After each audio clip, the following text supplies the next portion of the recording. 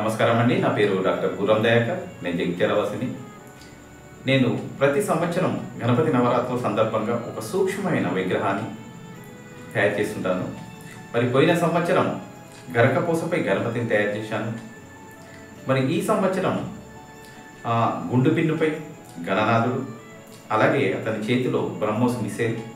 మరి ఈ బ్రహ్మోస్ మిసైలు చేతిలో పెట్టడానికి ముఖ్య ఉద్దేశం, ఈ మిసైలు శత్రు దేశంపై దాడి చేసినప్పుడు మంచి ఫలితాలు రావడం జరిగింది. దీన్ని ప్రపంచవ్యాప్తంగా కూడా గుర్తించారు.